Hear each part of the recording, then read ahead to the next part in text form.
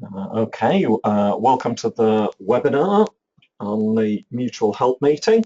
Hopefully you should see on your screen the SafeWard logo and the start of the webinar. Let's see whether we can get going. We're going to talk about the mutual help meeting today.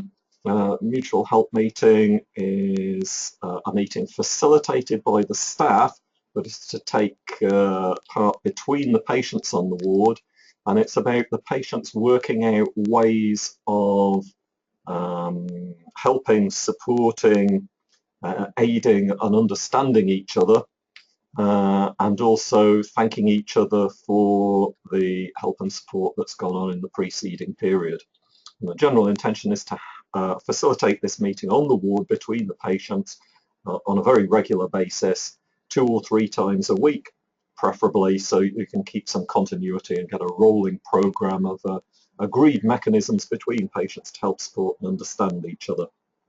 There's kind of a dedicated agenda to the meeting, which is about thanking each other, giving news, making suggestions, and making requests of each other. And the staff are basically just there to facilitate things, to make sure that the meeting happens, and to chair the meeting if necessary. Really, it's all about patients talking with one another. So let's get into the nitty-gritty of the mutual help meeting. You should see on your screen. Obviously, we've got no pictures or photographs of the mutual help meeting themselves, because that would involve patients. So we've got a variety of pictures of the posters that are used to advertise these mutual help meetings to patients, and some of the staff that have implemented them, and some of the records which have been kept on some of the wards. And you can see there in the middle there's a printout of the leaflet, the explanatory leaflet for patients that tells patients what the meetings are for and what the meetings are about. And of course, we should at this point thank Jeff Brennan for his creative use of movie posters to advertise the mutual help meeting. Of course, you out there could produce your own based on whatever movie posters or other stuff that you have about whatever will actually grab people's attention, get them talking about the mutual help meeting. So, what is this mutual help meeting about? What's the point of it? How does it fit into the Safe Wards model? Well, first of all, we know from our previous research that we've conducted on acute psychiatric wards that patients get a huge amount out of the support they get from and give to each other. And the mutual help meeting's aim is to strengthen those supports and those mechanisms. So that's highly valued by patients. Patients really miss it when they leave hospital, which is why leaving hospital sometimes is such a tricky time for them. And the whole idea of the mutual help meeting is to take something that is in fact already there on your ward and make it function better, more effectively, happen more often, and kind of extend to a wider basis amongst the community of patients which is on your ward. So there's kind of 2 ways in which it actually works to help patients. One is that in actually being able to do something for somebody else, that gives the patient who's doing it a valued role, and they get some public recognition of it in the mutual help meeting itself through the thanks that they get from others. So that kind of builds their esteem, and many of our patients don't have very many of those valued roles, or they don't get much of that kind of positive feedback, so that's really important. But the other way is that they actually receive support from other people. And the other people are not people who are being paid to do it, like the staff are. They're not people who have formal roles or who come to work to actually do it. They're the people who are there with them in the same situation, suffering from the same difficulties in many cases. And it's given us, like, if you like, a free gift, or more of an altruistic gift, and therefore is more valued because of that. And the third thing that you're trying to grow here as a member of staff between the patients is for patients to grow in values, understanding and social skills of each other. So that the mechanism that you're seeking to promote in the mutual help meeting is a good understanding, a good psychological understanding of each other's behaviour. And you're trying to soften thereby the relationships between patients so that they're less likely to be critical of each other, less likely to react with irritability or hostility towards each other, and indeed, hopefully, less likely to have some kind of contagion in conflict behaviours. I should pause at that point and see whether the audience has anything to offer. Got anything to offer, Jeff? I would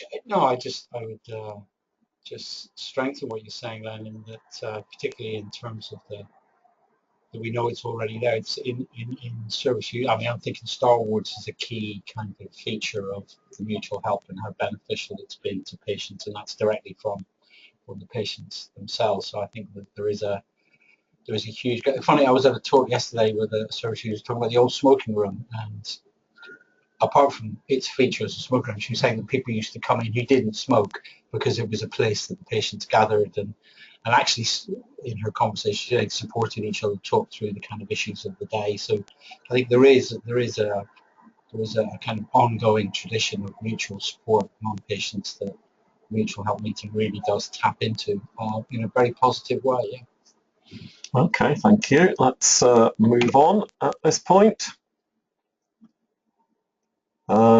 So these are some thoughts that we had fairly on about trying to help people keep on track about what the mutual help meeting is. And that is, it is about getting patients together to agree small things they can do to help and support each other and valuing those activities once they've been done. And in fact, you'll know if you've looked at the literature about the mutual help meeting that's available on safewards.net online, there's a whole load of suggestions in there from our service user and carer group about what sorts of things patients might want to do to help and support each other that you can kind of help and make suggestions in the course of the meeting. But nevertheless, it's a chance for staff to take a step back and patients to take a step forward. So it's about facilitating patients to do things rather than doing things for them. So if you like, it's part of an empowerment agenda on the ward. What it isn't doing, and this is where we notice it can come unstuck sometimes, or the focus can drift, is it's not the forum for complaints and suggestions from patients about what the staff or hospital should do, or for staff to give news to patients. That's the kind of traditional community meeting format, which happens once a week, possibly on about 50% or so of acute wards. But that's not what the mutual help meeting is about. Mutual help meeting is all about agreeing those small things, giving thanks, facilitating support between patients.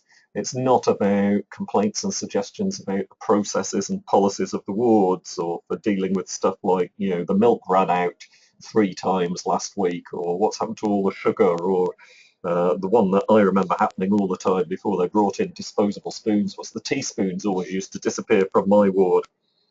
When I was ward manager, charge nurse, as they used to call me in those days, of a ward in Oldham, this was the most perennial complaint. The sugar was always depleted, or the teaspoons always used to walk somehow and were never enough. There were only about 2 or 3 for an entire ward. Then, anyway, entertaining or not as that might be, mutual help meeting isn't that. Neither is it strictly any kind of therapeutic meeting in the pure therapy sense, where people's behaviour is unpicked and people are given feedback about their behaviour with the aim that they should grow and learn and manage their behaviour differently in the kind of Yalom style. And nor is it meant to be any kind of therapeutic group on any kind of superficial level either. It's not any of those things. If it's anything, it's about peer-to-peer support, about facilitating peer-to-peer support and facilitating peer-to-peer understanding. So it does kind of border a little bit on the therapy, but the focus is on understanding the other patient, not on necessarily understanding yourself. So there are issues, and we'll come back to them, I think, when we discuss the difficulties and issues with the mutual help meeting, about how this relates to an existing community meeting if you have one on the ward. So we can come back to that one if there's any questions later on. Let's just progress onto thinking about long-term implementation, because there are some of the interventions in the 10 safe wards interventions that have fairly obvious difficulties in long-term implementation. This one I don't think is one of them. It's not problematic to continue over the long term. In fact, as your staff become more skilled and experienced in facilitating patients towards more positive and mutually supportive behaviour, it ought to get better until you have a highly skilled body of staff. And then the issue just becomes about passing on that skills and experience to new staff and the students on the ward, and networking amongst our peers, the staff peers within a unit and outside of a unit, about the successes and failures, and making sure that we support each other in the implementation of the mutual help meeting. I'm just going to pause and see if there are any comments about long-term implementation or anything that I haven't thought of. Jeff, anything I haven't thought of on long-term implementation? No. I think the kind of feedback we're getting is that I think for people to know patients move through, so you're going to get different patient groups, but I think there have been times where patients have not taken over the group, but certainly have been the facilitators within themselves. And I guess that's the kind of thing you're trying to achieve, is that the staff actually disappear much more to the background in the actual running of it. But as patients turn over, that will change. So I think it's about people just understanding the way groups are, that sometimes you'll have a full room, sometimes you'll have an empty room. That's not to do with the intervention itself, that's just the nature of groups. Just make it available and people will come when the whole community is in that phase. So yeah, don't think it's always going to be at the same pitch, because it won't be onwards. But it's staff do have the skills to maintain it over a continuing period. Yeah. Oh, that's reminding me of some of the experiences we had during the trial, where the support for the ward staff on the intervention wards was not always everything that you could desire. And there were certain wards where the patients took over the mutual help meeting, and they held their own mutual help meeting quite without the staff on some occasions. And it would be a gross mistake on our part as mental health nurses not to see the fact that this mutual help meeting, if it's facilitated and got going, and you, like everything else on an acute psychiatric ward, you have to keep on restarting this when things fall apart.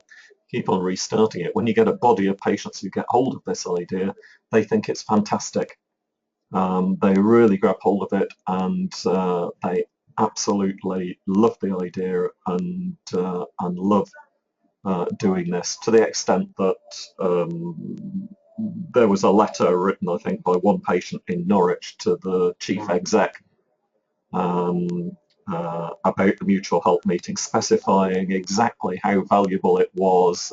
Actually, I should have put that quote into this presentation, but basically he was saying what a difference it made for patients to have a valued role and something that drew upon everything that they had to offer while they were on the ward, to the benefit of everybody, and so on. This letter went on and on and on and on. It was very effusive about mutual help meeting. Yes, Jeff. No, I would agree. The letters in the forum, it's Mark from Ipswich, the Woodlands unit, which we're very pleased he did that. But I think also the other thing about it is people could print that off and show to patients. I think, it's an open letter. It doesn't contain any details about him as a person, but I think it is very much from a patient exactly the benefits, which is lovely to get, because we're staff, we can say it, but I think another patient saying, look, this is and as Lan said, the point he made was that he felt that he was positively contributing to not only his own care but the community's care, and that he took tremendous value from being able to hold on to skills that he felt that normally he isn't able to access on a ward. So it's a very positive thing to do, a very positive thing to have in our lockers, so to speak, and also for other staff who are perhaps who are perhaps not anti the intervention, but we just want to be persuaded that the patients can actually help each other. There's direct evidence that that is possible. Yeah, don't forget the forum on the website. If you go to www.safewards.net and then click on the forum. On the forum, there's little headings for each of the 10 interventions, and under those headings, there's quite a lot of resources, or a growing amount of resources that you can use. People have constructed leaflets, there's links to some of these and other videos underneath there. There are ideas on and answers on how to implement the particular interventions. There are new documentations and pictures and stuff.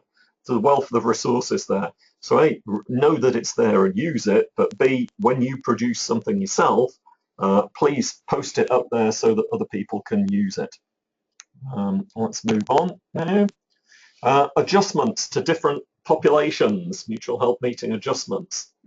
Well, clearly with children and adolescents, you might need some more guidance on what's an allowable task that people can do to support each other, and perhaps a new list of suggestions of the sorts of things that are appropriate that's been worked out with you people, with young people, and perhaps some new patient documentation. You know, I referred to already to the leaflet that explains what mutual help meeting is about. That's clearly going to need a redesign and a reformulation and made more child and adolescent friendly, if you like. I'm not aware of anybody who's done all of that yet, so if somebody out there is listening to this and has done all of that, please post it on the forum so that other people can look at it and use it. You save a lot of people a lot of time that way. So CAMS, there's obviously clearly going to need to be some adjustment. Forensic services too, I think, might need some form of constraints and guidance on what is and is not allowable or achievable in terms of what patients can do for each other. I've just got a little bit of wariness here about the possibility of exploitation and risk. And how relationships between patients are managed within forensic populations and wards. I'm not an experienced forensic nurse. If you out there are experienced forensic nurses and you've worked through some of these difficulties and you know what some of the answers are, please post your answers on the forum so that other people can use them. With older people, this may still be creatively feasible even for the seriously disabled. Obviously with a functionally ill population, yeah, it's certainly absolutely feasible. When you've got care for older people with dementia, then you might need to think more creatively about how your population of older people and their strengths, their assets, how you can help them to use those assets in a socially valued way to so that they can knowingly help other people. You know, even if you can't necessarily completely construe where you are or when you are, there will still be a validity in having some form of valued action that you can do for another person and freely do. There's something about being human in that. And I'm sure you older people nurses will be far more skilled than I am at finding those things. Once again, if you have advice and guidance for others, if you're on a ward, and there are a number of wards for older people where Safe Wards has been implemented, if you've got some advice on this, please post it on the forum so that it can be used by others. Any comments on this slide, Jeff? No, it's interesting to think about the adjustments, and I think I think we're both in the same boat, that we're we would bow very much to the skill and expertise of other people in these areas. But interesting, just reading it makes me think how interesting some of those adaptations would be, and how creative people are, particularly in CAMS, forensic and older people, about adapting safe words. So yeah, we look forward to seeing what people make of it. And also to say to people, it is fine to adapt these things for these services, because we aren't the experts, and the research was done for a younger population, and make them work for you, I suppose, and then tell us what you've done to make that happen. Yeah, please don't be shy about posting your stuff and posting your solutions. It's not necessary to be shy, really. I'm sure you've all got a great deal to offer. Let's move on. Yes, difficulties and issues. Well, some of these are ubiquitous issues in trying to run groups in inpatient settings. And anybody who's tried to run a group in an inpatient setting will recognize some of these issues.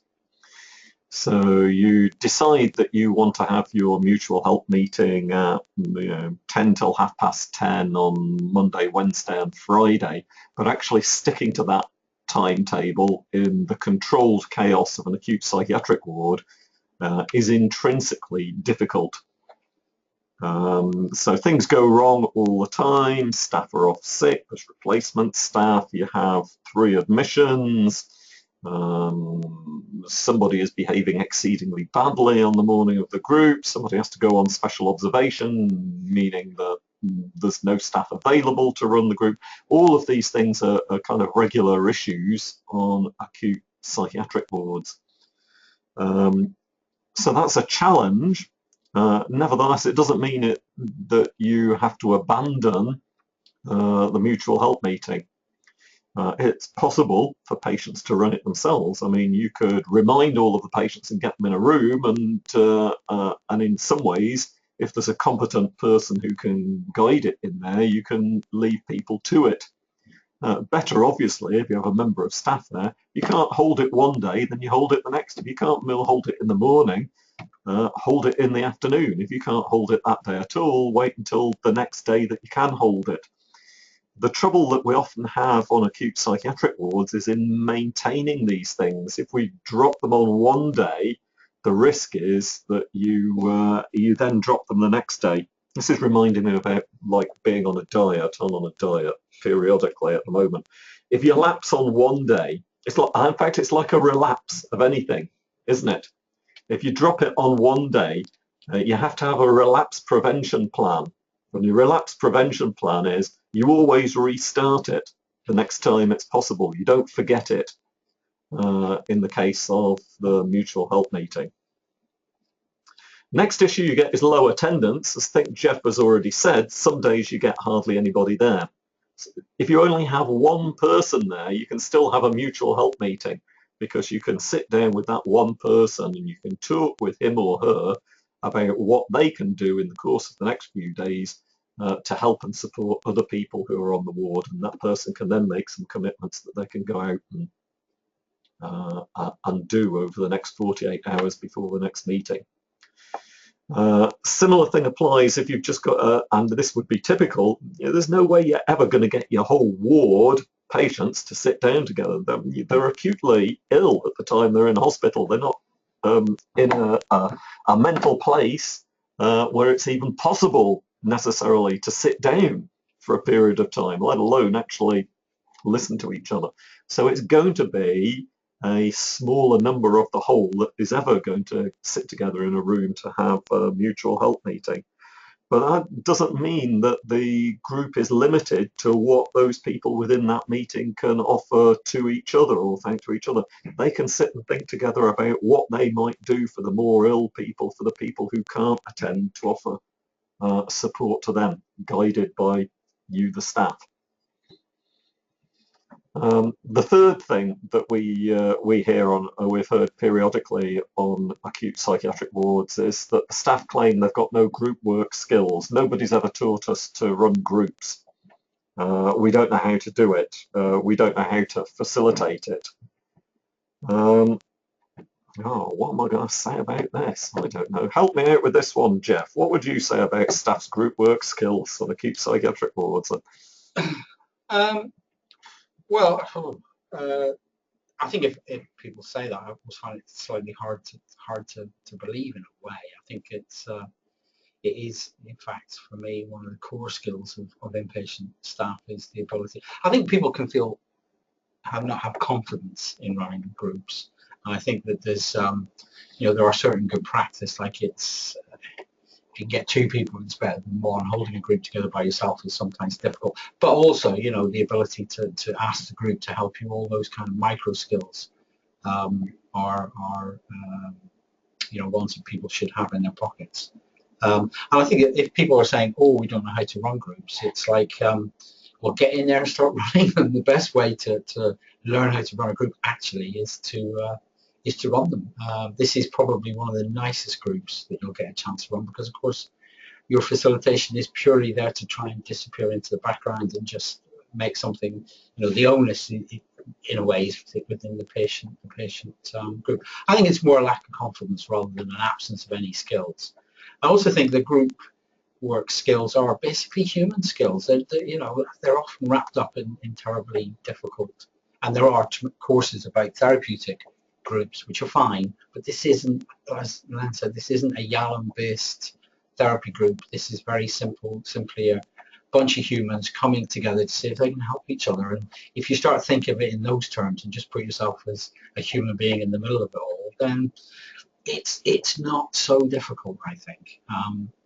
And believe it or not, your patients will help you. It's mutual help. They will actually come out of the woodwork and help you because they will. I think it is just bite the bullet, go for it. You'll find actually that it's much easier to do than you think. And forgive yourself. Just trying it, and you can't hurt anybody. They'll just walk away or they won't come, or it's fine. It's not going to be, the risks are less than, I think the fear is much more about confidence. And we can't demand that you overcome it, but just reassure you that it won't be as bad as you think. I'm not going to add anything to that explanation. I'm going to move on to sticking to the agenda. This is making me smile because I'm remembering many group meetings of patients where the topic kind of runs away in the arms of patients who are still not completely well. And of course, this is an issue that takes some skill to remind the group what it's for, in fact, to get them to stick to the agenda, and facilitating that. And this is just a matter of politeness, really. It's not a matter of skill. It's a matter of polite, respectful guiding verbal and non-verbal behaviour. I suppose there is some skill that is visible when that is done well, and that does take some practice. And you do have to think about, well, what are you going to do if somebody's dominating the meeting and talking all of the time? What are you going to say? How are you going to stick to the agenda? But lots of these things are visible in any meeting, and everybody has been to loads of meetings. And if you think of most of the meetings that you've been to, you've been in, even in nurse training, you've been in lots and lots of small groups, you've been in classes, which are essentially groups, you've been in managerial meetings, which are essentially groups, and you've watched how discussion is helpfully managed, and all you've got to do is replicate some of those behaviours, and practice will make perfect. Yeah, handover as a group. You will have ward meetings quite often. They are groups. Occupational therapists have sessions. Even if it's a task session or it's a session about cooking, that's a group about facilitating people on a defined task and managing their social interaction. So all of those things are groups, and they pose the same kinds of difficulties about sticking to the task and helping people move in a coordinated way to accomplish an action. A lapse into a generic community meeting focus, I think that's more of a softer difficulty, especially if two things pose a challenge to this. One is if you decide to glue the mutual help meeting onto an existing community meeting, then clearly together with the control chaos, the low attendance, the skills, the difficulty in sticking to an agenda, you can see how that's going to get very wobbly very quickly, because it becomes uncoordinated and unclear what's going on when, and what it's all about.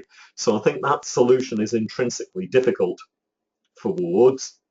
And I think it would probably be helpful if the two mutual help meeting and the community meeting were kept separate. The other thing would be, even if you keep them separate, if the patients and the staff are in the habit of holding generic community meetings, because they know what those are about, and that's existing and comfortable territory, there is a tendency for any meeting of patients to get into that kind of focus. And in fact, that happens when you get any group of people together. If you get a group of psychiatric nurses together in the canteen, what do? They get into complaining about the hospital and the way that things are run.